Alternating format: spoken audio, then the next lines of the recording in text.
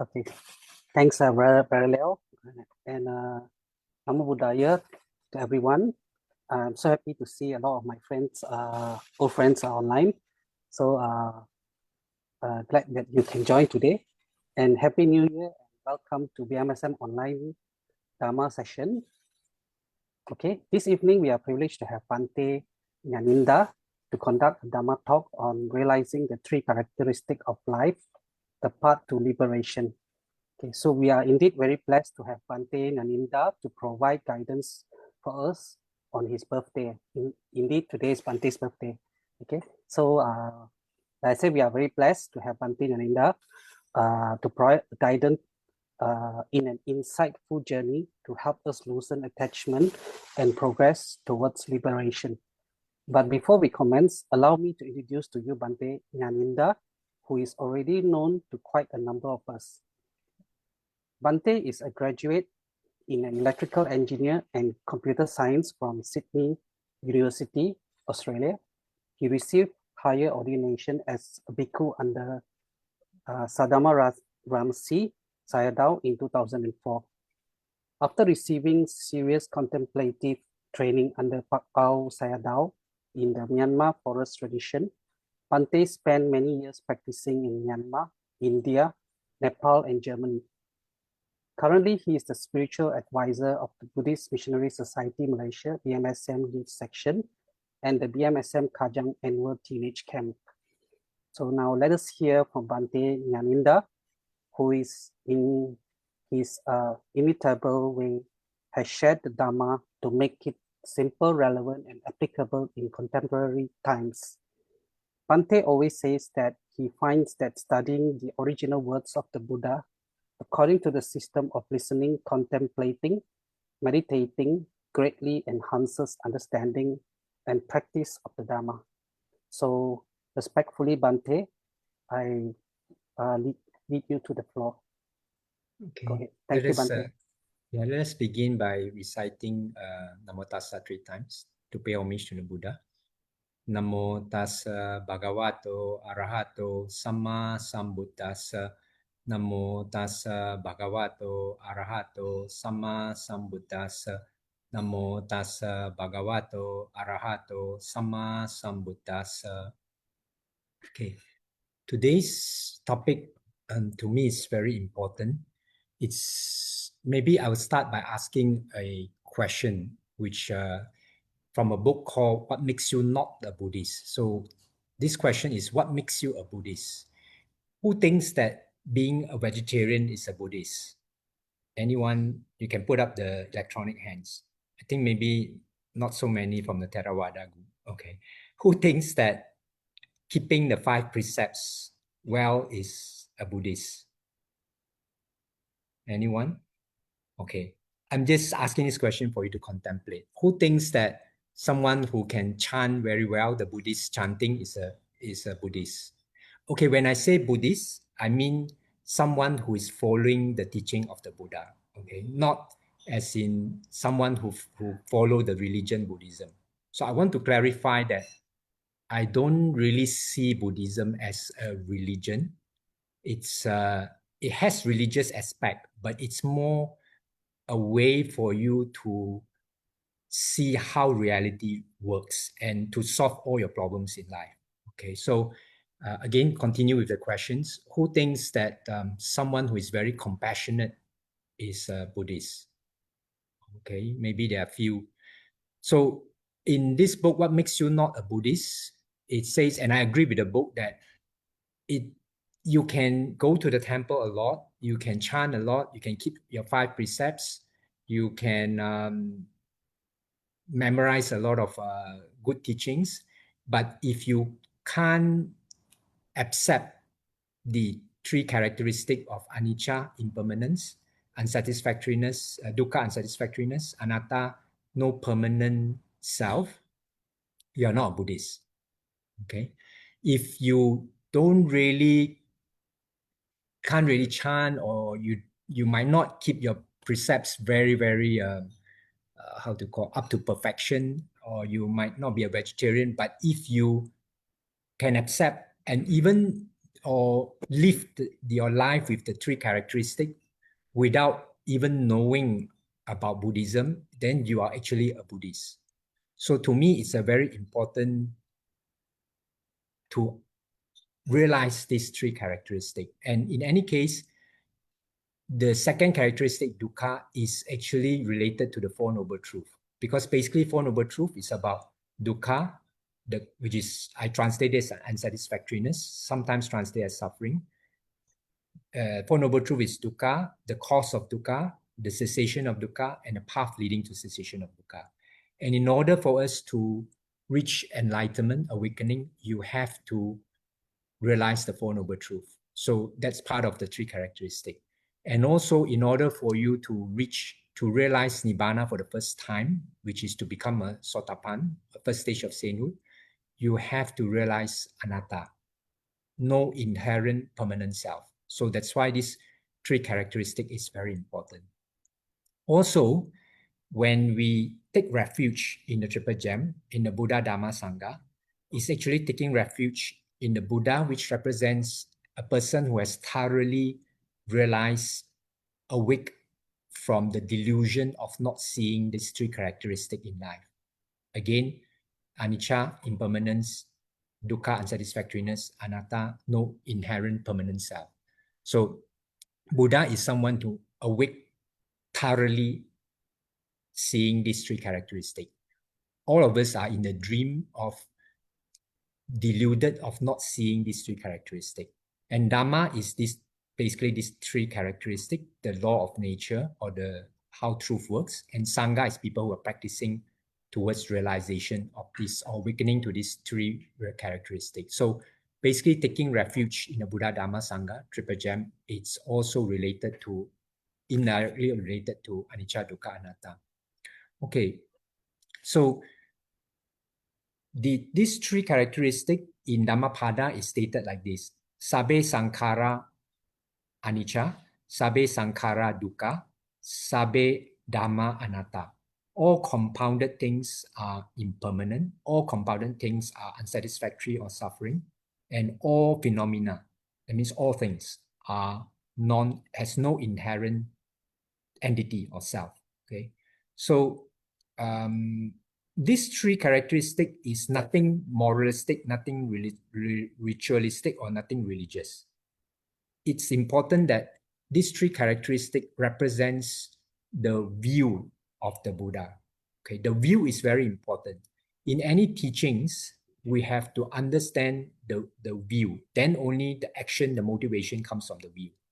For example, if you are a sumo wrestler, you want to eat a lot. Okay, so the eating a lot is correct for the sumo wrestler because they need to be very big size. But if you are a ballerina or a horse jockey, you have to eat very little because you got to maintain a slim size. So it's not about eating a lot or eating little is good or bad. It depends on whether it's aligned with your view.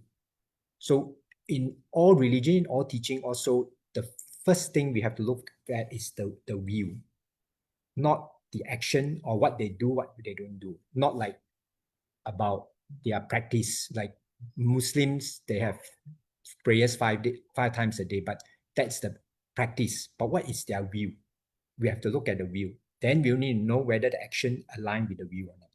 So for the Buddha's teaching, the view important is to understand and realize this anicca, dukkha, anatta, these three characteristics.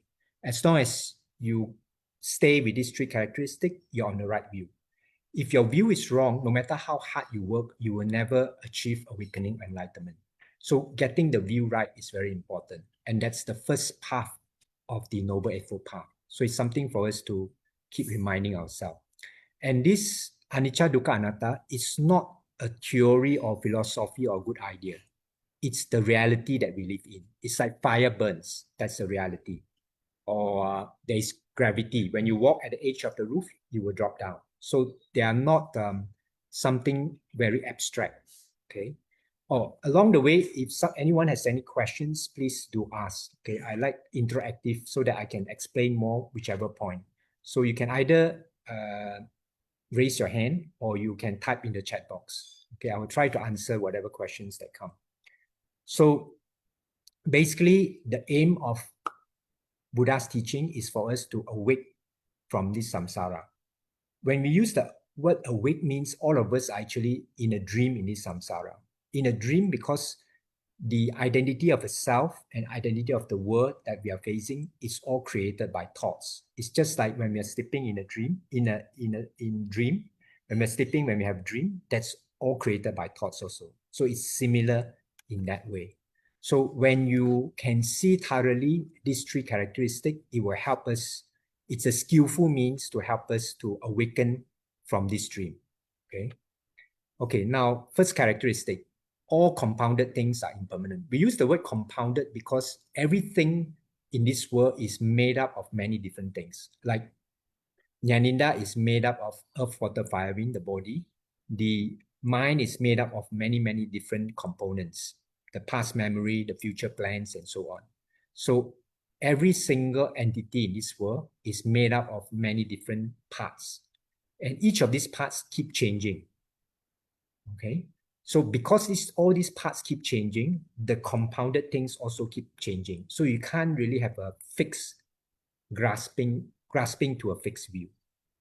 That's the problem in life, because life is actually a dynamic phenomena, but we try to hold on to a static view. We try to describe Nyaninda as a static, permanent person. You can never get it right. The minute we open our mouth to describe something that keep changing, dynamic, using static words, we are caught. Okay, so this is the first thing. And there actually, anicca, things keep changing. We can see it every day, but we don't accept it. Reality, we can see every day. Like, for example, if I drop this pen, let go this pen, it will drop. And everyone won't get very surprised. But if one of our family members, loved ones, or relatives pass away, we get very surprised, very shocked. I'm not saying don't grieve. I'm saying that we can't accept reality enough. That's why we suffer. Because the reality is things changes. Okay. But before I move on to our normal understanding of anicca, I want to correct our view that anicca is not everything become nothing. We always have the wrong view that thinking that anicca is when we are rich, we become poor. When we are healthy, we become sick. But anicca also the other way. When we are sick, we can become healthy.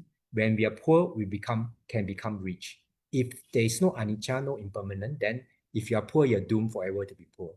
So it's important to see that impermanence is a characteristic, is neither good or bad. Dukkha, unsatisfactoriness, is also a characteristic, it's neither good or bad. It's that because things keep changing very fast and our mind keep changing very fast, there is nothing that can fully satisfy us. Whatever we want takes time for us to get. Okay, an example is my dad in these early days, he has a lot of friends who have this plan to build big houses for their children and grandchildren. It takes time to get the money and to build. By the time his friends manage to build a huge house that can accommodate all the children and grandchildren, the children all migrated overseas, don't want to come back. So only the husband and wife, and no point staying in such a big house. So I'm not saying don't plan. I'm saying that because things keep changing and our like, dislike, wants, don't wants keep changing, there's nothing that can fully satisfy us. And actually also nothing that's really give us security because things keep changing. If you can see that, being able to accept that nothing can fully give us security, to me, is the greatest security, because you can accept any possibility and you can accept many different infinite potentiality. Okay, let me pause. I think there's some questions. Let me see. I can penetrate anicca and dukkha, but on anatta, I can only comprehend it in theory, but unable to penetrate it yet. Not so easy, even anicca and dukkha. We have to get deeper and deeper. So anatta is also an important thing about anicca, dukkha, anatta. Before I go on, is that these three characteristics is part of our life before we get enlightened and part of the life after we get enlightened. Okay, because subconsciously, some of us, maybe including myself, have this wrong idea that before we get enlightened, we have a self. After we get enlightened, we somehow manage to get rid of the self. That's a totally wrong idea. Before you get enlightened, there's no self. No self as in no permanent, non-changing self. After you get enlightened, also there's no permanent, non-changing self. It's just that before you get enlightened, you didn't realize it. That fact is there, whether you get enlightened or not. So this is something for us to contemplate. Because if you are like me, trying to get rid of the self will become bigger and bigger without you know. If, like for example, now you try not to think of pizza, the more you try not to think of pizza, the more pizza come to your mind. So same, the more you try to get rid of the self becomes stronger and stronger, but very subtly. So it's not about deleting anything. It's not about getting rid of anything. It's about waking up to the reality. Okay. And maybe I jump a bit since I'm only waking up to the reality. A good analogy of this is, I think Theravada, we don't use this, but it's a good analogy. Okay. That there's two persons called Jack and Jill. Okay. So Jack went into a room and he saw a snake and he got very frightened. Okay. Until he nearly died of heart attack. Okay. But actually, the snake is just a Giorgio Armani tie. Okay. And Jill, who saw this, skillfully let Jack knows that it's just a tie, a necktie. It's not a snake. Either he can point to it directly, or if Jack is too frightened, she can try to like pretend to escort the snake, so-called snake out. Okay, you can use many means to escort it. But after Jack realized that that snake is actually a tie, the snake didn't disappear. He didn't get rid of the snake because in the first place, there was no snake. So similarly, in our life, we didn't get rid of anything when we get awakened or enlightened. We just realized what was originally true in the beginning, but we didn't see. Like Jack didn't see the tie is a snake. When he got awakened, he saw the tie is a snake. So that's a analogy to see that from an enlightened to enlightenment, we didn't gain anything or we didn't lose anything, but we saw what is the reality. Okay. Okay, once someone has a question, is become a monk only can escape from samsara? No, lay people can. There is a life situation and priority that prevent from become monk. Monk has many restrictions. Would like to ask how can achieve awakening as a layman? Same, whether you are layman or monk, to achieve awakening, you have to realize the Four Noble Truths. Also, Four Noble Truths will also help you to realize that there is no permanent, non-changing self. To deconstruct the deluded idea of a self is the first stage of sainthood, the first time you realize Nibbana, if you can deconstruct the idea of a self. Because the idea of a self is made up of thoughts. It's not a solid entity. If you ask yourself, which one is me, which one is I? Nyaninda is just a name.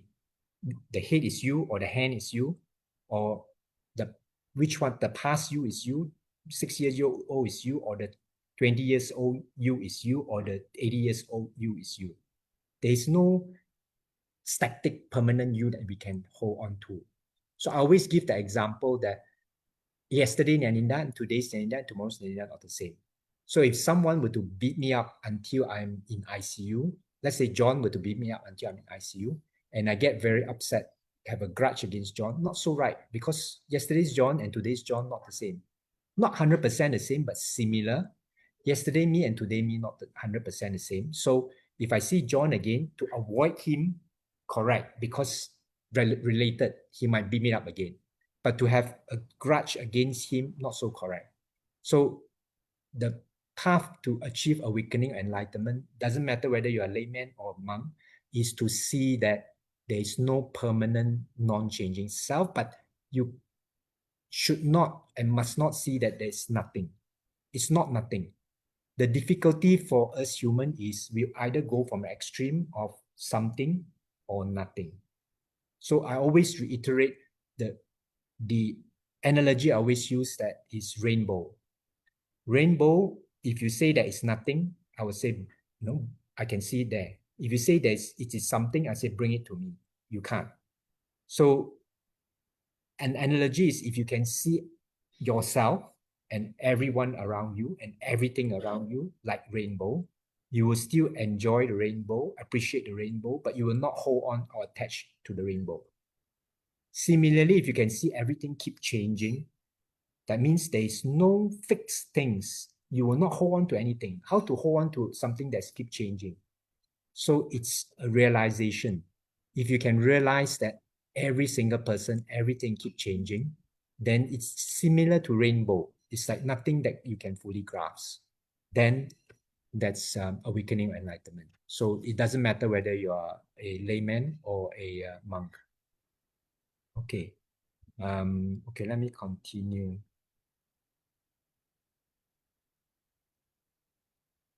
Okay. Okay, so I want to emphasize that anicca, impermanent, is just change. It's not about things disappearing, or it's not about death. It's about change only. Everything keeps changing. And again, I want to stress, if you can see everything changes, there is nothing to attach to and there's nothing to let go. So Buddhism talk a lot about letting go, but to me, is if you can see there's nothing you can attach to, there's nothing you need to let go. Because if there's something that you think is very important to you, and I ask you to let go, then it's a big struggle. But if you can see that every single thing is not solid, it's just keep changing, which means that you can't grasp onto it, then there's nothing to let go in a sense. Okay.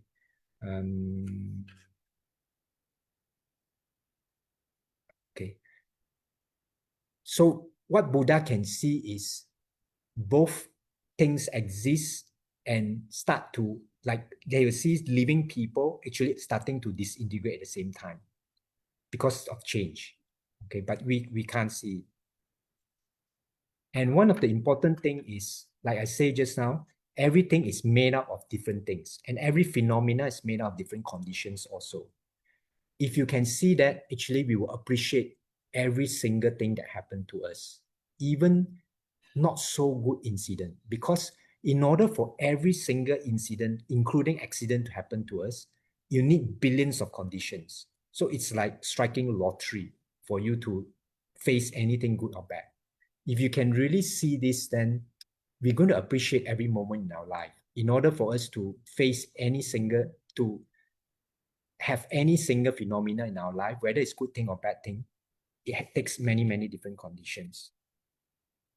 Okay. Okay, someone asks, Bante, is it a must to practice meditation in order to internalize anatta? So I presume this question, meditation means formal meditation. In Buddha's teaching, meditation is cultivation of the mind. So cultivation of the mind is done throughout the day. Meditate, as in formal sitting meditation, is only one part. Is it a must? To me personally, it's a very helpful tool. It's a tool, but it's not a direct support for realization.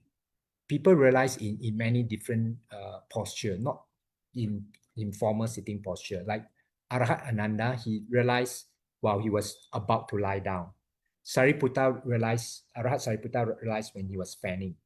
So it's not, I don't think it's a must, but it's a very, very, very helpful tool. Because if you don't have a mind that is calm and has sharp awareness, not so easy to see the characteristic of Anicca, Dukkha, Anatta. That's all. So it's a helpful tool, but I wouldn't say it's a must. Okay, so seeing these three characteristics is not pessimistic. So Buddha is not pessimistic. He is a realist, as in he see reality. For us, is we are escapists. We don't want to see reality. Okay, actually, reality is not that frightening.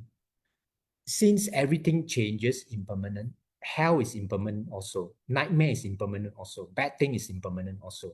So we must remember this aspect. So including, if you are poor, if you don't have a Ferrari, you can create the conditions to have a Ferrari. And that's because of impermanence. Okay.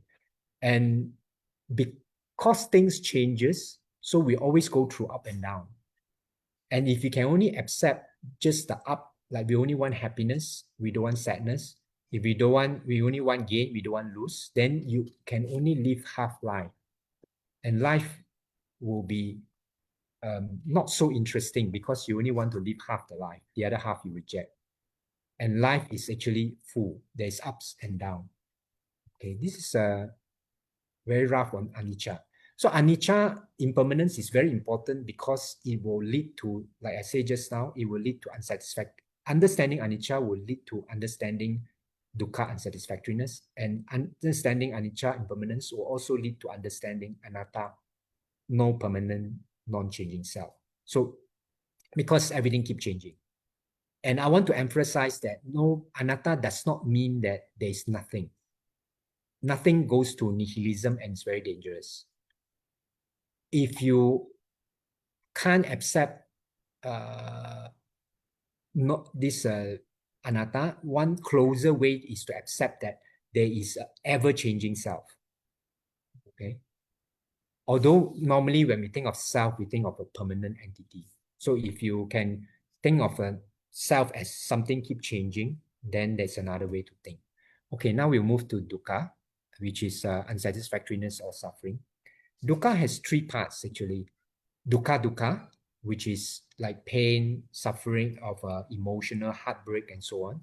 Viparinama dukkha, which is suffering or unsatisfactoriness due to change.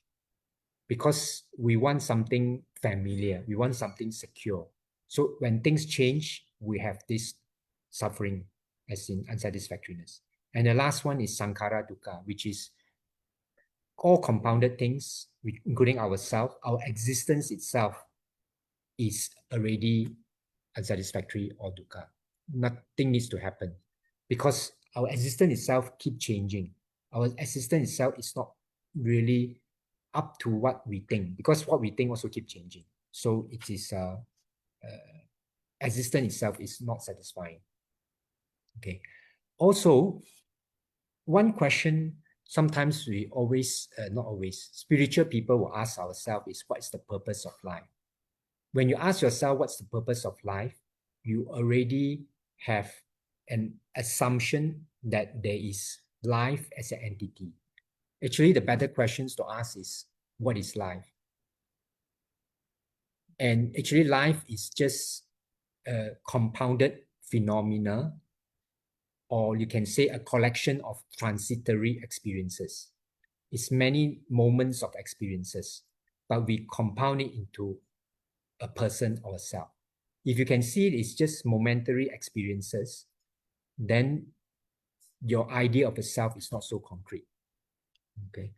And all compounded things are unsatisfactoriness or suffering is because we want to hold on to the idea of a permanent happiness and everlasting happily ever after. There's no happily ever after because everything keeps changing. Happily ever after means there is a permanence in there. And the other problem is all of us are looking for a way to run away from suffering and to go towards happiness, but we don't even know what's happiness, most of us. It's very subjective for most of us. Like, I'm not sure some of you have heard there's a Japanese who actually did surgery on himself to make himself become like a dog. To him, that's happiness. And to me, that's torture, that's suffering. So happiness and suffering can be very wide. Like to Prince Charles, she preferred to have older lady as a wife, not the beautiful Princess Diana. So our idea of happiness and suffering can be very varied. Okay. Actually, even Buddha's time, a lot of the practitioners think that happiness is through torturing the body. So when Buddha started taking meal after the 6 years of ascetic practice, the 5 followers left him because he think he's abandoned the path to happiness. So This concept, our concept of happiness, also gives us the struggle of unsatisfactoriness of suffering. Actually, all of us want to look for is this peace and happiness inside us. And this peace and happiness is always inside us. So while we are here, this is my favorite or sharing or realization on this calmness or peace that we look for. This calmness and peace is always with us. So we'll do a exercise now. Close your eyes because it'll be easier this way.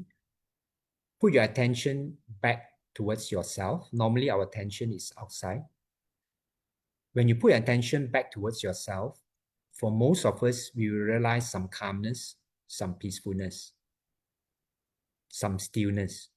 But if you don't, because you have a lot of thoughts, a lot of emotion, don't pay attention to the thoughts or emotion. Pay attention to the space where thoughts or emotion arise and pass away. This space is your mind. When you pay attention to this space, you will find that this space is very wide, very vast, has no boundary, has no limit.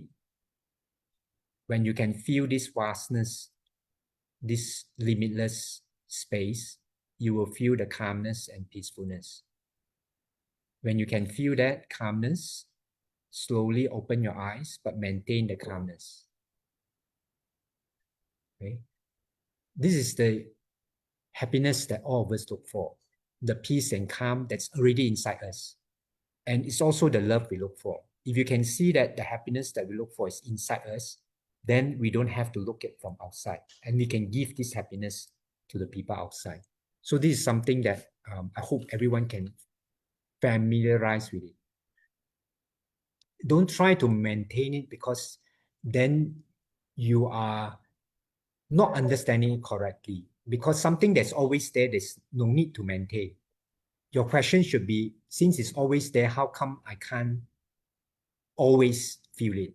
You can't always feel it is because you get lost in your thoughts and you treat your thoughts as real.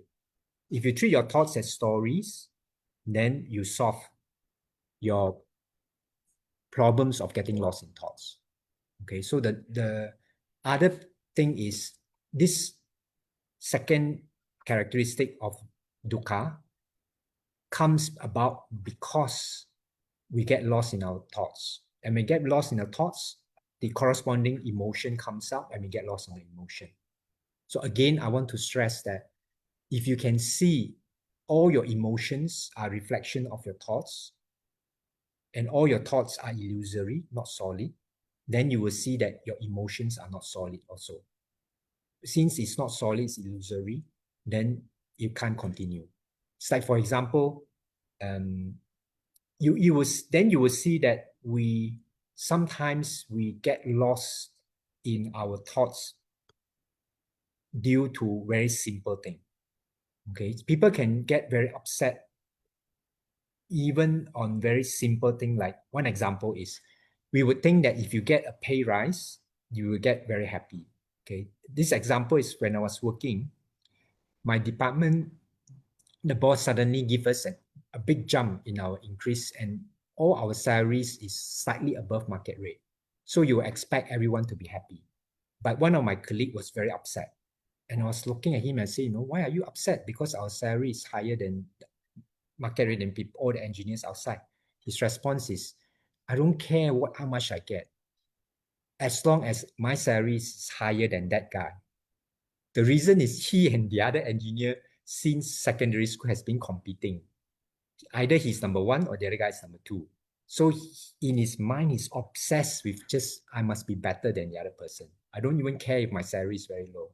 So human can be so crazy with obsession in their thoughts. They take the thoughts as real. And luckily, a few years after we left, both of us left the company, a few years when I met him, luckily he saw it. He said, remember that time I was so upset with the salary increase? I was very childish. So at least he saw it. So this is an example I want to give you that we get lost in illusory thoughts, taking it as real, and we have the corresponding emotion because all emotions are reflection of our thoughts. A good example of this is An example I always give. There's a lady who was giving presentation to her colleagues, and the boss, the manager, was criticizing her at every sentence that she was uttering, but she was not disturbed at all because her focus is on the colleagues. Can manage to give the presentation until the end, finish her work, went back home, have a shower. When she start thinking what had happened during the day, she was very angry. How can the boss criticize me? So the anger doesn't come from what the boss said. It comes from her thinking about what the boss said. Because if it comes from the boss said, immediately she would have got angry during the presentation. So something for us to explore in our daily life. Okay, that how the mind works. That what we experience is a reflection of thoughts, not what's happening out there. And this is what causes a dukkha. So linking to Four Noble Truths, the first Noble Truth is, in short, in summary, the personalization, this is a Bhante Punyati's translation, the personalization of the 5 processes of the 5 aggregates is dukkha, or unsatisfactoriness, or suffering. So because we make it personal, he scold me, he talk about me, so it's about all I, me, mine. If you drop this I, me, mine, there is no suffering at all. Okay. So this is where, in order for you to see this anicca, dukkha, anatta, you need some awareness. Awareness means a bit of sharpness of mind to pay attention to what's going on in your daily life. Like the next time when you're angry, try to see that this anger is a reflection of angry thought. And in order to do that, you need a little bit of awareness. So awareness or mindfulness is not used so that you are very mindful when I'm moving my hand. That's useful for practice, but it must be used in your daily life to see impermanence, anicca, dukkha, unsatisfactoriness, and anatta, non-self. So mindfulness awareness is to be used to develop insight, wisdom, so that you can penetrate the delusion or ignorance of the identity of the self. Okay.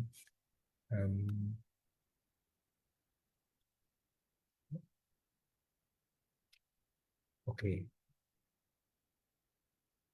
So one of the important misunderstanding, like I said, keep emphasizing, that causes suffering is this entity of a self.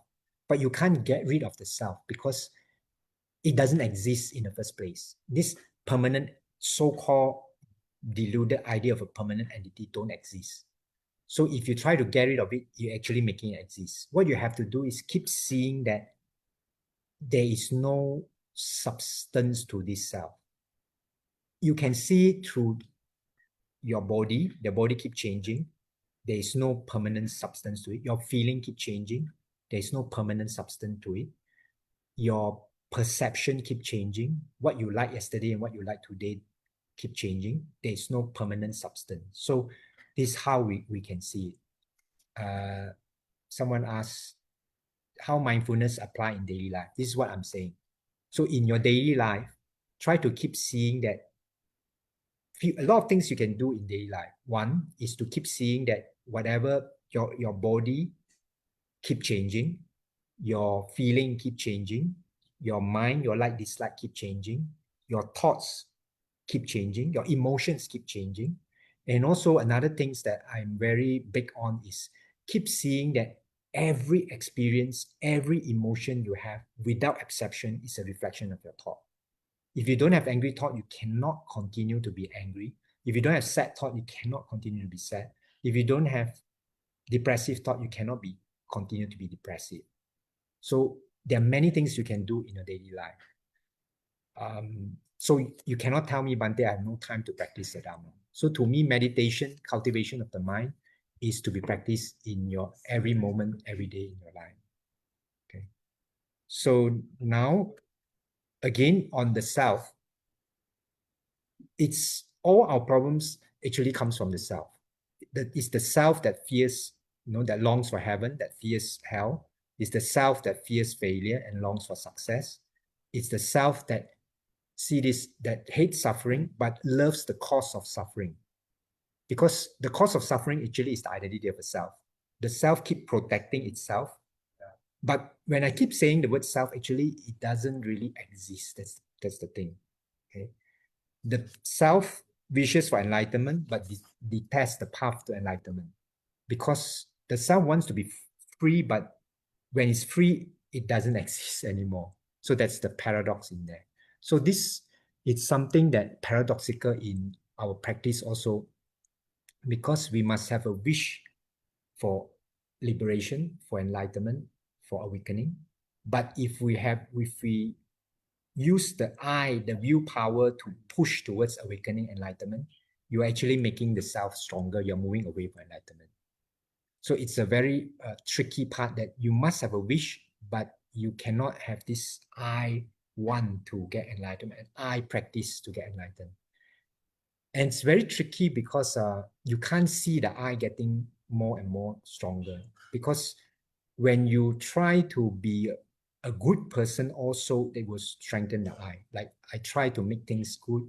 I try to be extremely kind person. I'm not saying don't be kind. I'm saying that anything that comes from this identity of a self will strengthen the idea of a self. So a bit tricky in there. Also a bit tricky of anatta is that we are actually using the mind to try to catch the mind. And this mind is the corrupted mind. You're asking the corrupted mind to catch the corrupted mind. So again, I always emphasize that when Najib was a prime minister, you are like asking him to catch who take money from 1MDB. There will be a lot of investigating, royal commission and so on to make sure the person who took it never get caught. Okay, not to make sure it's get caught. So same with the mind. It will make sure use whatever techniques you have, whatever spiritual path that you use to make sure you don't catch it. So same. So one things that's helpful, practical to solve this is you need a teacher.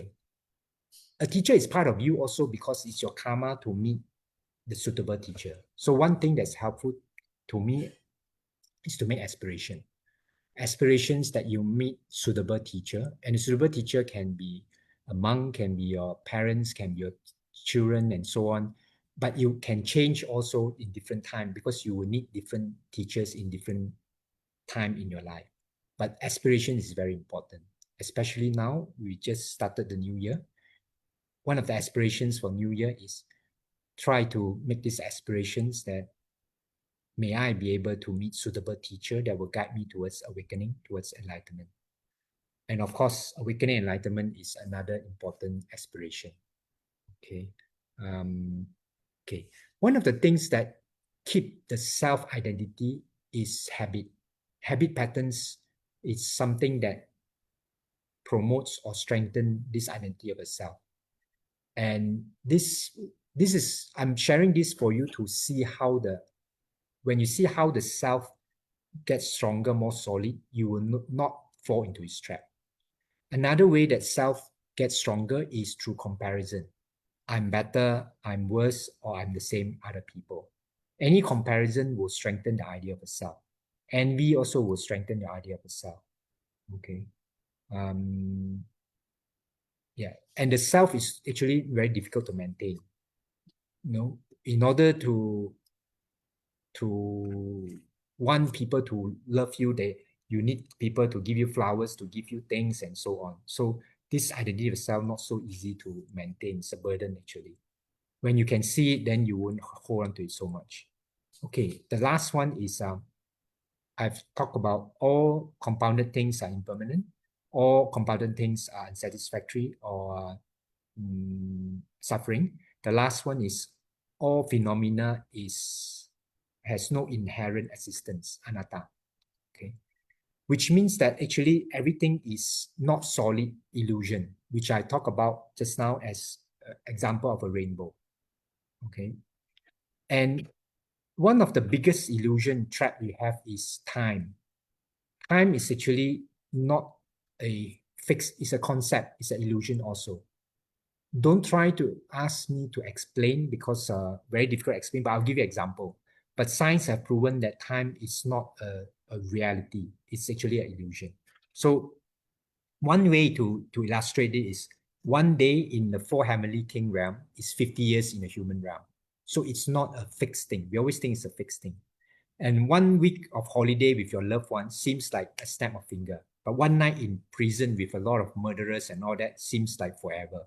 So time actually is not a fixed thing.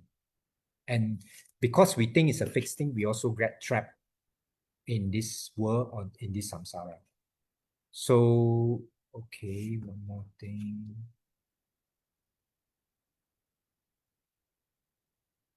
So actually everything exists only momentarily due to many different conditions, which I mentioned just now. If you can see this, you can appreciate life much more. That means every single moment is many conditions that force this moment. And if you can see that every single thing only exists for a moment, like Nyaninda actually keep changing, is Nyaninda 1, 2, 3, 4, 5, 6, and every Nyaninda only exists for a single moment. Actually, we have real renunciation because we don't hold on to things and we appreciate things more because the loved ones that we see every moment is unique. It only exists for that moment. And also, if you can understand impermanence, also, you don't know when this person will disappear. So we will appreciate each person much more. We won't have time for quarreling, for getting upset and so on. Because when we depart or when we say goodbye, we don't know when will that be the last time in this life. So we appreciate things more if you can see everything just it's only momentary and things don't last for long.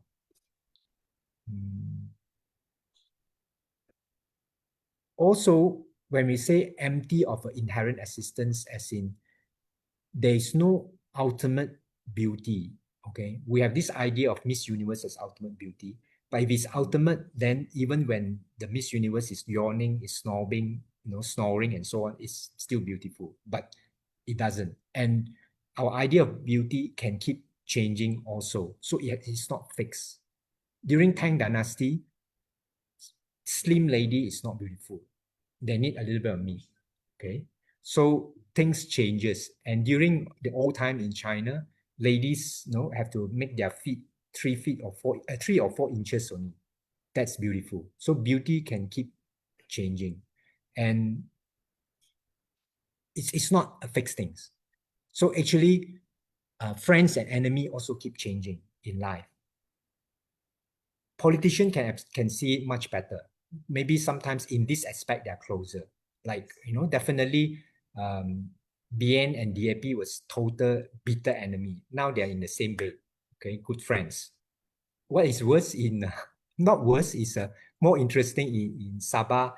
This GRS Hajiji, before the election, he was betrayed by this BN because they tried to pull out. After the election, he still pulled BN as a good friend. So politicians can see impermanence much more than us, can see the emptiness of inherent existence much more than us. Before election, someone asked me, will Hajiji bring BN into the government? I said, definitely not. They betrayed him. It will never happen. Yeah, it happened. So they understand impermanence and emptiness as in empty of inherent existence better than me. Okay.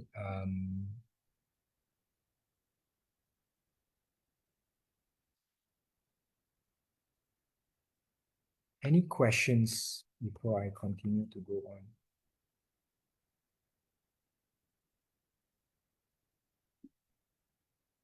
So actually, every single moment is just an appearance, but we hold on to it. There is nothing substantial as in that remains the same.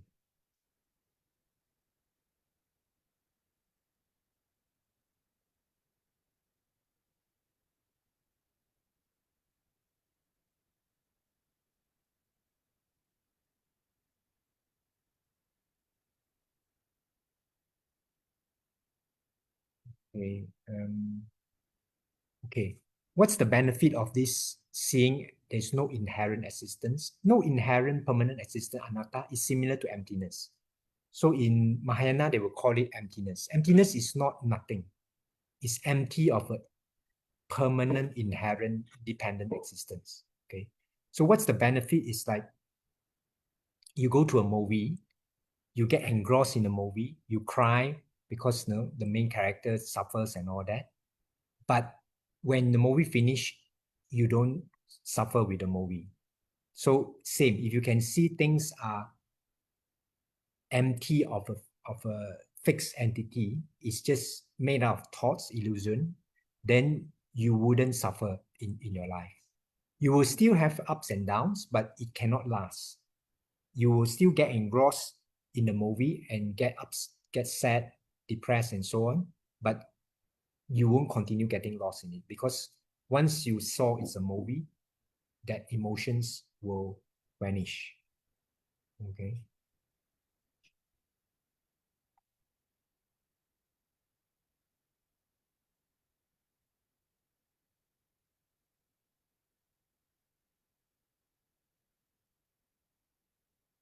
Okay. So when you see that the self, the permanent, the so-called permanent existence don't really exist in the first place, again, I want to emphasize you didn't delete anything. You didn't destroy anything.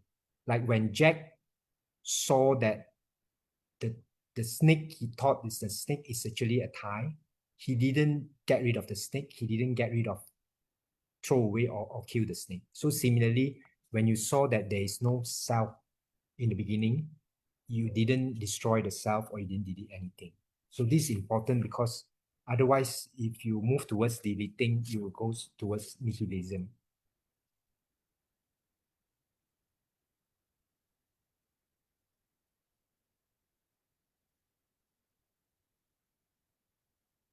Okay. So the purpose, our everyday experience, we have a lot of uncertainties, we have a lot of anxieties, we have a lot of emotions because we treat everything like the snake.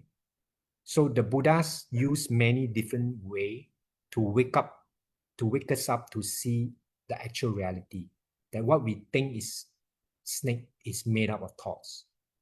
So every single experience we have without fail is actually an illusion made out of thoughts.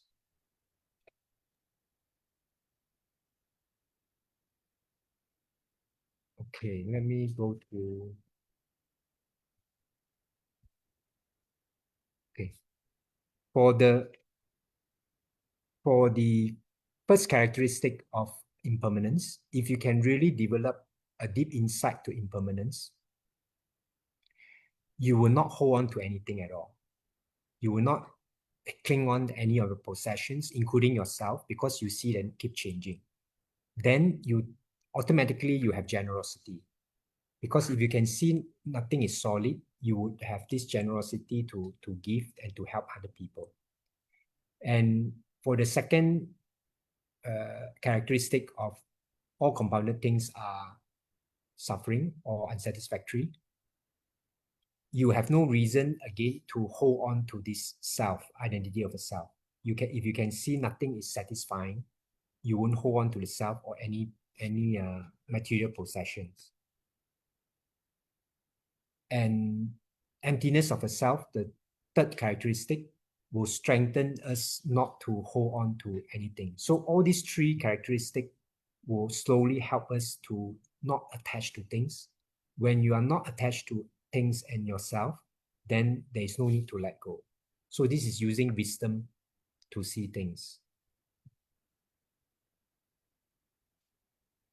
So everything that we do in our daily life, hopefully is based on these three characteristics. If it's not based on these three characteristics, sometimes it can be just righteousness, and it's not the Buddha's path. Like for example, if you keep 5 precepts, it must be based on this understanding of the three characteristics. Otherwise, you can be very righteous and then you get very upset with people who don't follow perfectly the 5 precepts, or you get upset with people who don't chant perfectly and so on. So your chanting, your 5 precepts, your studying of the discourses of the Buddha, all has to be based on understanding of these three characteristics: Anicca, Dukkha, Anatta. impermanence, unsatisfactoriness, and non-self. So even your formal meditation practice has to be based on these three characteristics also. If it's based on someone trying to see the wisdom, also you can get stuck. So it's important to keep emphasizing these three characteristics in life. Okay, there's some questions here. Question from Facebook. Bante, in the Jhana Viti, the preparatory phrases are Parikama Nimitta, Ugaha Nimitta, and Patigaha Nimitta. What are the preparatory phases of Magga Phala Viti? You are asking Abhidhamma. Okay.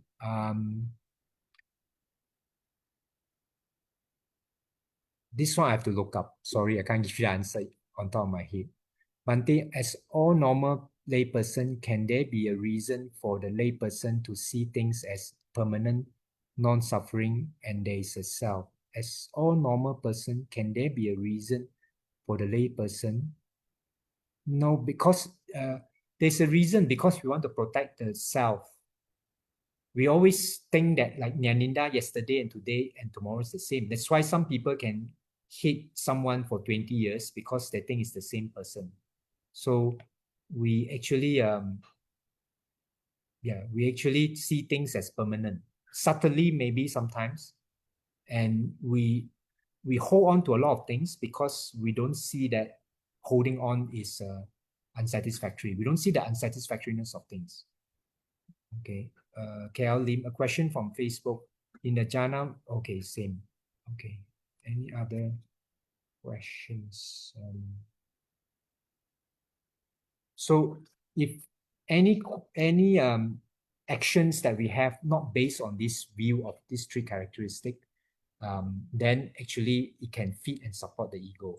So we always have to go back to these three characteristics in whatever action, whatever practice that we do.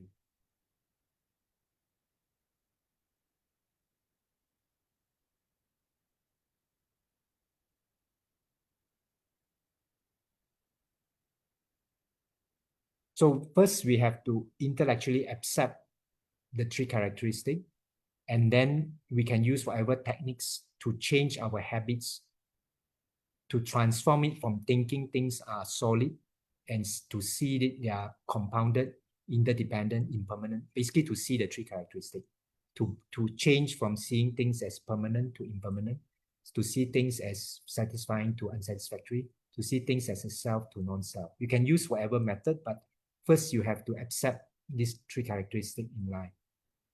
So these three characteristics is like the tea in a teacup. You must always keep this tea, although it's formless. There's no form for you to see. The teacup is all the method we use. The method we can see, okay? But the importance is the tea inside the teacup, not the teacup. So we have to get this right. Okay. And you have to put these three characteristics into realization. If you just know it here, it's like a sick person reading the label on the medicine but not eating the medicine. So you have to explore and realize it in your daily life. Okay. Okay, one more question. When I'm lost in thoughts, will me telling myself not to believe the thoughts, will this help? Or is it another way to go around this? This, you have to plant a seed to explore that whatever thoughts you have is not real. When you're lost in thoughts, a bit difficult, but if you have this slight faith, okay, to explore that maybe my thoughts are not real, then you can get out of it. An example is, I was sharing this in the Dhamma session with the teenage camp, Buddhist Missionary Society, Malaysia, Kajang branch, teenage camp. And one kid, when all of us went to a maze in Port Dickson to let them realize that life is a maze and you have to wake up from your maze of thoughts and emotion. And there's a kid who, actually a lot of kids who went into the, kids are too pampered nowadays, complain too hot. Okay, actually it's a blessing because before that it was raining, pouring. if it continue raining, we have to cancel the whole games and all that, and it will be very boring for them. But they didn't see it as a blessing, they see it as a punishment, like too hot. And then, but this kid saw during the night sharing sessions, he was saying that he was very upset, it's too much heat, he's sweating, a lot of thoughts in his mind. And then suddenly he remembered, Bhante says, don't believe my thoughts. And immediately he don't continue. And he says he was very happy, he enjoyed the session. So it's a matter of keeping at the back of your head reminder that we don't have to believe our thoughts. But nowadays, not this, but most of us, without questioning, we believe our thoughts are real. And we entertain our thoughts because thoughts strengthen the self, the identity of the self. When we think, it gives the idea that I exist. So you also have to see how one thing that, because we saw it as satisfying, you got to see it's unsatisfying. You got to see that it's torturing you when you're lost in thoughts. If you see that it's torturing you, which means that it's not feel good, and if you see that it's not beneficial, then you won't continue. But at this moment, most of us have this problem. Number one, we think the thoughts are beneficial. We think that thoughts are helpful to us. Yes, it's helpful to us if we are master of the thoughts. If it runs us, we cannot control the thoughts, then it's not helpful to us. Number two, we think it feels good. It doesn't feel good. So you have to explore that it doesn't feel good and it's not beneficial. If you can see these two, then you won't continue. So you got to keep exploring and seeing these two. Okay, I give you an idea of these three characteristics, but I have to give you an idea of in Vajrayana, they call it 4 truth or 4 characteristics. Why 4? Because they add Nibbana. And Nibbana is also important. Theravada don't mention it together with these 3 characteristics, but to me, it's an important characteristic, which I will mention briefly. So, all of us, for Buddhists, it's important to aim towards Nibbana. But it's also important for us to get a rough idea of what Nibbana is. Of course, we haven't realized it, we won't know exactly what it is. But if you don't have the right idea what Nibbana is, your aim might be wrong. You might be aiming to the false Nibbana. Okay, so what I mean by right idea of Nibbana, Nibbana, number one, it's not a place to go to. It's not heaven. So some people think that, I want to leave samsara and born in Nibbana. That is actually leaving the sensual world and trying to go into a heavenly world, or maybe into the Brahma world. That's not the aim of Nibbana. Nibbana is actually just awakening to their reality. Awakening to the 3 characteristics is also Nibbana. It's freedom, it's liberation from the idea of a self. So this realization, realizing this impermanence, anicca, unsatisfactoriness, dukkha, and no permanent self, anatta, that's actually Nibbana, awakening. So for most of us, we can get glimpse of it, but not deep enough. You have to get deep enough until we don't hold on to this identity or the idea of a self. That's the Nibbana. Okay, any questions while I see what else I miss out? Any questions or questions would be good, because then I will see whether we are on the right track or not. Yes, Padma, can you please unmute? Yeah, thanks. You can continue. Yeah. One thing I like to ask, like in a WhatsApp group, people will post and say things, isn't it? Yes. So the thing is, every time then there's a posting or when there is talking, our mind will start to chat. There's a self-talking, Yeah. Self-talking and judgment. Even in Facebook, when people post pictures or talking, then we will have a lot of this chatting. Okay. Because of this context, Okay. And your question is? Now the thing is, I think because of there's no mindfulness, because we are not, like for my case, I'm not looking at it as just a seeing, or just a hearing. So I'm already absorbed into it. But in a daily life, how to, you know, how to live in this mundane life where we will uh, just look it as it is instead of get caught in it, because there are so much of these messages, the WhatsApp and the Facebook. So there are a lot of contacts that comes in, and then it is like all bombarding the thoughts and the mind. Okay, good question.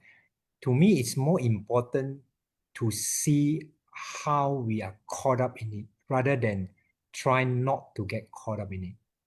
If you can see how we are get caught up in it, then we can slowly less get caught up in it. What I mean by that is, if you can see we are caught up with all our judgment, it's not the Facebook that's the problem, it's our judgment, our labeling, our thoughts about whatever is posting in the Facebook. If you can see that, and that's those thoughts, judgment, labeling is not real, it's just our opinion, belief, not the reality, then we won't hold on to it so much. So I always emphasize that not so important how many negative thoughts in your mind. More important is, can you see those negative thoughts are not real? Then you won't hold on to the negative. If you don't pay attention to them, then every thoughts that arise will pass by itself. So it won't disturb you even you have a million negative thoughts if you don't pay attention to them. Okay, any further questions from the Padma or anyone? So Yeah, thanks, Bante. yeah. So to me, more important is not about not getting angry, not getting sad. It's more important is, can you see where your anger come from, where your sadness come from? So recently when I was giving, because I always say, next time when you're angry, don't be angry that you're angry. Be happy that you're angry because you can see where the anger comes from. So when I was in KK, the MC says, this is the first time he hear a monk says, it's okay to be happy. It's okay to be angry. Because every monk says, you shouldn't be angry, you should, stop anger. To me, it's not important whether you're angry or not. It's important is, can you see where the anger comes from? If you can see where the anger comes from, you're going to solve this anger at its root forever in the near future. If you keep trying to suppress the anger or try to, use the antidote for it, I'm not saying it's not good, but you're not cutting it at the root. If you can see where anger comes from, which is from angry thoughts, and angry thoughts, you don't have to sustain it because every angry thoughts that arise will cease by itself. You're going to cut the anger at its root forever. So it's more important to see with wisdom where the experience or the emotion comes from, and you must have a passion for it. Okay, question. I live in fear every day because I get scolded by my boss often because make mistake at work. How can I face my fear more wisely? Try to explore to see that your fear don't come from what the boss say or don't say. I already explained just now with the lady in the presentation. Your fear comes from what you think the boss say or don't say. So if you can see this and what you think, your thoughts about what the boss say, don't say, every thought that about this arise and cease by itself. If you don't give attention, you don't buy to the story, it cannot continue by itself. You need to buy to the story, you need to give focus to it for these thoughts to sustain. So fear can only be sustained if you make effort to maintain the fearful thoughts. If you don't make effort to maintain the fearful thoughts, the fear cannot continue. You got to explore this one, okay? That it's true. Let's say when you see your boss or boss say something, if your mind, I'm not asking you to do this, but I'm just giving an example. If the boss is scolding, you think it's in scolding you, and your mind is on a funny joke, you cannot get angry or fear with the boss. Of course, I'm not asking you to think of a funny joke and laugh when the boss scolds you, but I'm saying that if the boss is scolding you and your mind is on a funny joke, you can't get fearful. You can only get fearful when you keep thinking, oh, my boss, I'm going to lose my job and all that. So it's also your mentality if you are thinking. So depends on your mentality also help. Like when I was working, I don't have this mentality of fear of losing my job. So for me is because I don't have this fear of losing my job, so I don't add fear to whatever I do, because I always have this readiness that I'm not in debt at all. I actually pay up whatever debt I have quickly. So I'm not in debt and all, and I'm ready that if you sack me tomorrow, I'm okay. I'm not short as in, need to pay debts and so on. So the mentality also help. If you have this mentality that I cannot lose my job because I have a lot of mortgage to pay, sometimes it affects us also, because then we create illusion. Like my friend in Australia, where he got to pay his mortgage and he got to take care of the two kids. So when the boss give a bit of pressure to him, he already start imagining that this boss is discriminating against him. He's going to lose his job. A lot of thoughts come. So your mentality also important. Okay, any other questions? My boss retained me. I wanted to leave many times because I can't stand his scolding. I live in fear and panic every time he scolds me. I have fear. Your boss retain you means he likes you. He needs you. And this fear to me is created by your fearful thinking. And I know it's easy for me to say, okay, but you have to exploit yourself. That maybe ask yourself, did the boss harass me or did the boss beat me up and so on? To me, if you ask yourself that, you will see that it's just, I can't take whatever he or she says, and whatever he or she says only can be understood by you through the interpretation of your mind. So your mind could have added a lot of salt and pepper to the words that your boss say. So it's something for you to contemplate. Okay. Or you might want to, but your mind is not calm. So in order for you to decide whether to continue this job or not, you need a calm mind. If your mind is like now lost in your thoughts, it's not a appropriate time to consider. Okay. Because like my friend that I mentioned just now in Australia, he actually really thought the boss wanted to give him trouble, because the boss actually referred him to the HR to put him back into probation. If he don't meet a standard, he's going to get sacked. But actually, no, this whole department is only one person working, only him. There's only one worker and one manager. So if the boss sacked him, there's no more worker, so he couldn't be sacked.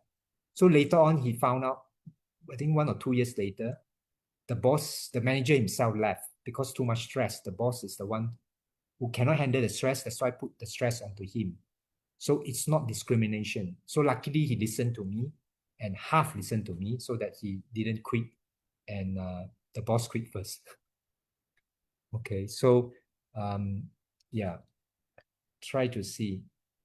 Okay, any other questions? I don't want to talk too many things, then you get confused.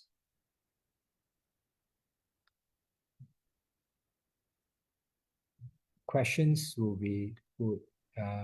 Puna, you have questions, please? Yeah. No, I don't have any question.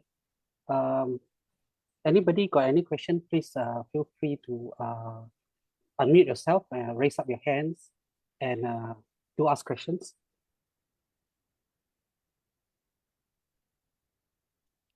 Oh, Dimla. Got one question from Facebook. From Daimler. Bante, in close relationship where attachment is strong, how can we recognize Anicca, Dukkha, Anatta without becoming emotionally distant or indifferent? Okay, very good. Please, awakening doesn't mean we become indifferent. Okay, like when you see that the rainbow is not real, as in not a solid substance,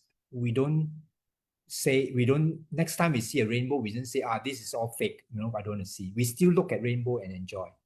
Like we still enjoy sunrise, although we know that the sun never rises. It's the earth that moves. It's fake. sun never set, but we enjoy sunrise and sunset. So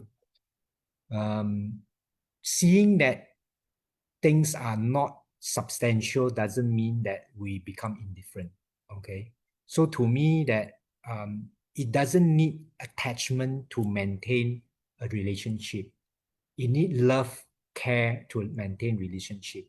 When you can see Anicca, Dukkha, Anatta more, you will appreciate your relationship much better.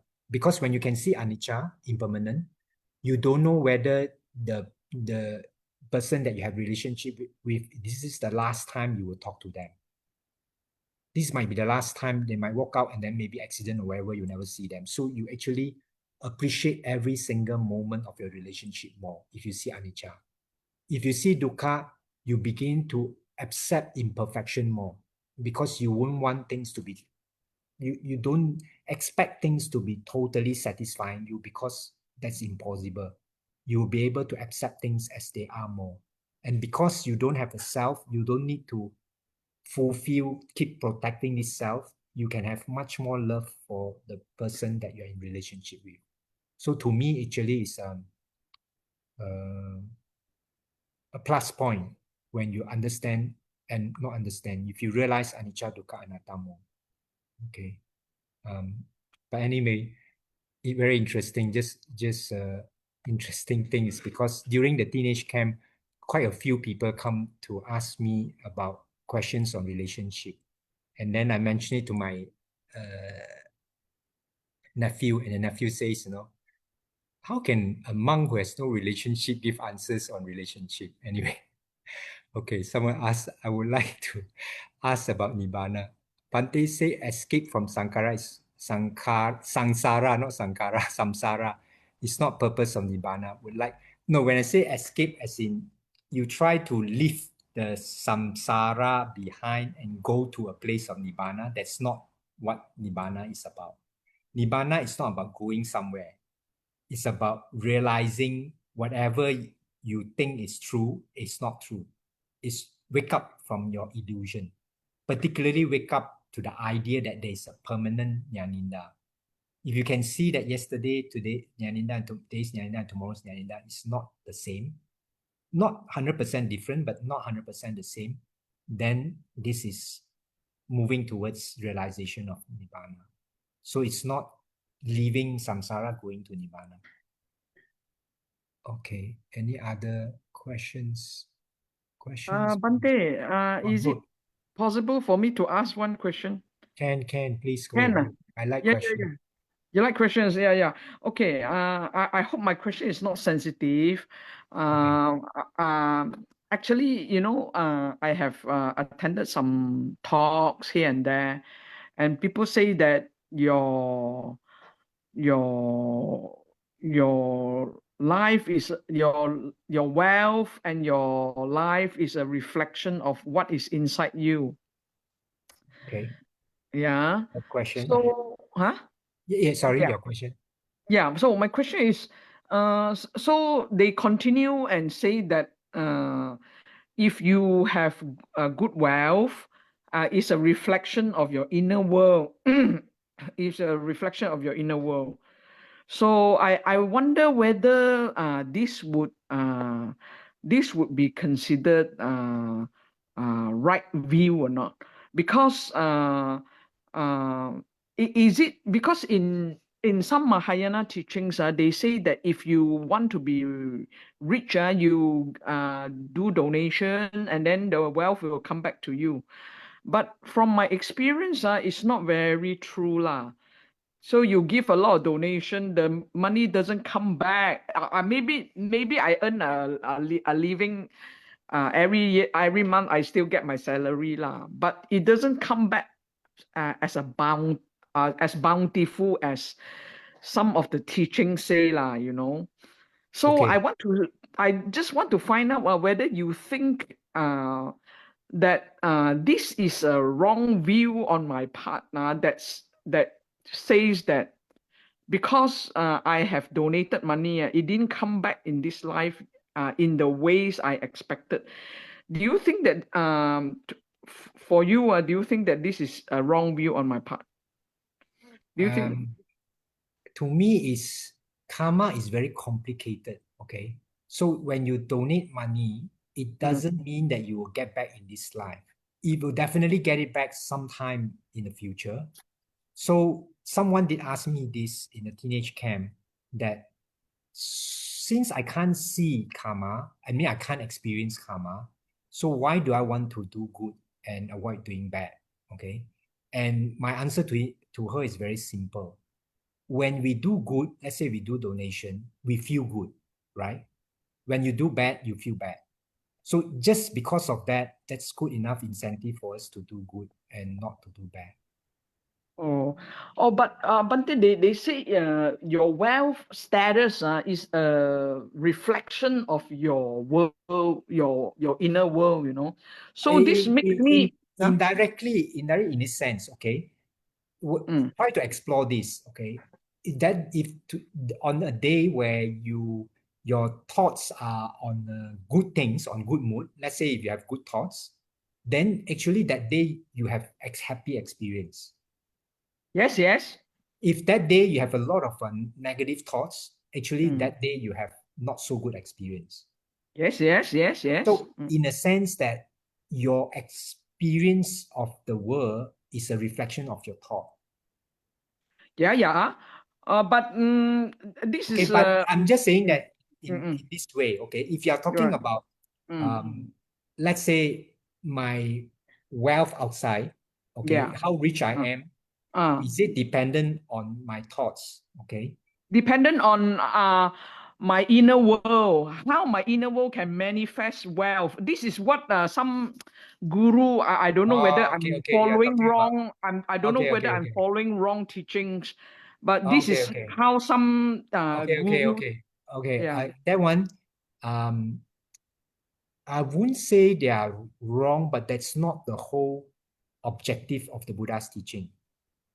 Okay, so Buddha's teaching objective is to see that the world and the self is not a concrete thing. It's made out of thoughts. Do you get what I mean? Yeah. Because your identity of a self, I'm Nyaninda, is all made out of thoughts. I'm good, I'm lousy, I'm bad, I'm pretty, all made out of thoughts, not substantial. But is it human beings is it the thought is so overwhelmingly powerful? Because I thought that karma is only one small part of our human existence. Yeah, I'm not talking about karma. Yeah, I'm talking about your life. Your whole life is made out of thoughts. That's all. Oh, really? Without thoughts, how you experience life? Oh, I see. Okay. Can you experience what I'm saying without your thoughts? You can't. Oh, maybe it's subtle, because I can't see it. I can understand you maybe because I'm okay, very thinking. easy. I always ask this question. I always make this statement that at this moment, you are not listening to what I'm saying. You're listening to what you think I'm saying. Okay, right? okay, all right, okay. Which means you are not experiencing what I'm saying. You're experiencing what you think I'm saying, which means that you're experiencing your thoughts. Oh, I see. Okay. So actually, it's quite subtle, because I cannot catch it. I cannot when I'm talking to you, I cannot see myself forming the thoughts. I cannot see You myself cannot forming. see, but this is an important point that every experience you have don't come from the world, it comes from your thoughts. Oh. Can you see this? Now? Okay. So that's why Bante, that's why they say that, if you are rich, that's because you have managed to manifest the wealth into your life. This one is another thing. Okay, let me get this first point first. Okay. Sorry. No. You have a point because I want to answer that. So if you are angry, it means you have angry thoughts. If you are sad, it means you have sad thoughts. So Yes. In a sense, it's not really to do with outside world. Okay. Okay. Okay. Now on this manifesting, actually, if your mind is powerful enough, that's why now a lot of spiritual do that. You actually can project, because first you project your whatever you experience is projected from your thoughts. Okay. Yeah, First, yeah. you project your thoughts to your experience, and then because you keep experiencing it, it can manifest into your reality. But there is a weak point here. If you keep doing manifesting, you might Yeah. suddenly believe the thoughts are real. Oh. Now I'm trying to let you see that the thoughts are not real. Oh, so basically, essentially, if we want to just live a non-spiritual life, manifestation of wealth, I'm not saying it's bad. uh, Manifestation of wealth is not bad, uh, as long as you don't uh, get too don't lost in it. don't get absorbed into it and get lost Yeah. into But manifestation of mm. wealth can only work if your both subconscious and unconscious is in line.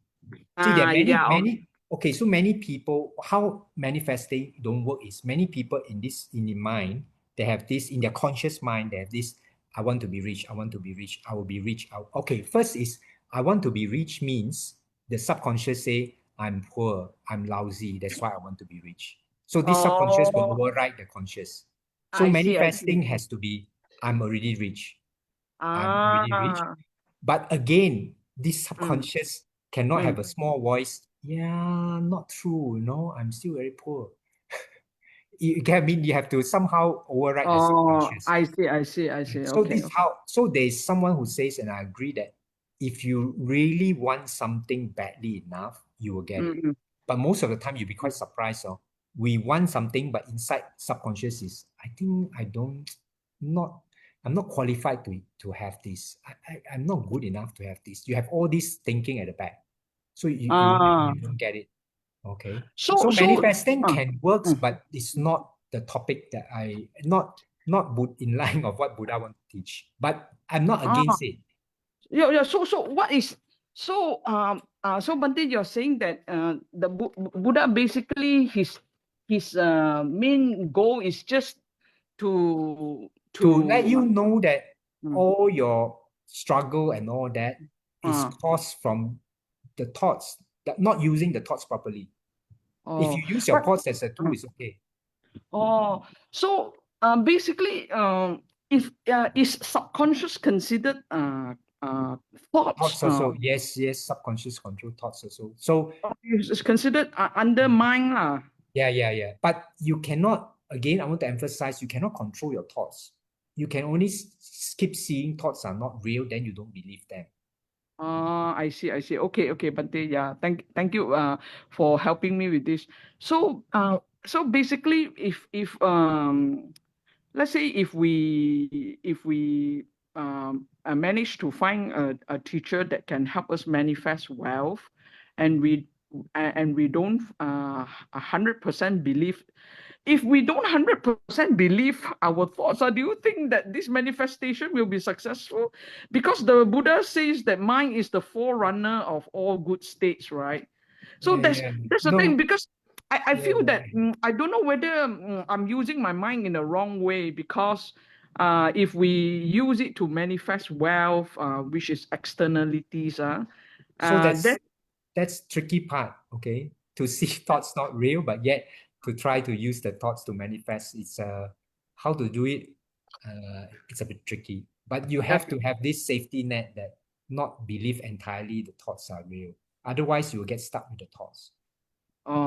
We get stuck with you mean the trap of the thoughts. The trap, and then there's no spiritual progress lah. In a sense, yeah, not so yeah.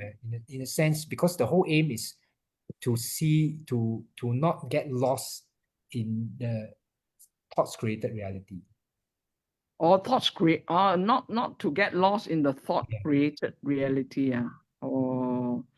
Yeah, I think it's a bit difficult for me, because I always have this. I feel there is a conflict between what I learn from the outside world, and I feel no conflict as in no conflict as in the thoughts are very powerful. It can manifest things, but just don't let it run your life. That's all. Oh, don't. I see what you mean. Okay. Yeah, thank you, Bhante. So I think so if we want to live a spiritual life, is still, is it considered wholesome to manifest manifest wealth? Is it considered wholesome? Try to make aspiration that you manifest wealth so that you can get awakened. Oh, Then it's wholesome. The wholesomeness is depend on what's your end goal. Your end goal is to awaken for enlightenment, for your own enlightenment and everyone's enlightenment. That's wholesome. oh, I see. You mean have use my wealth in a good way for awakening? Awakening, yeah. Enlightenment. How to do that? Just How can make money? aspiration. Just make aspiration. How to do it? It will come when you make aspiration. Oh, like that. Oh, thank you so much. I'm very grateful for your guidance to me. Okay. Sadhu, sadhu, sadhu. Thank you, Bante. I Okay, think thank punya you. time come. Thank you, Bante. Yeah, I think we've come to the end. Time's up already. So maybe thank you, Bante, for your sharing. So before we call it a night, would like now to request Bante Nyaninda to lead us in the dedication of merits. Okay. We share merits with all the devas, Dhamma protectors, guardian deities, family members, relative friends, especially departed family member, relative friends, and ancestors. May aspiration always with the wise, avoid the foolish, be free from greed, hatred, delusion. At the end again, share merits with all beings, wishing all beings that equal share of merits.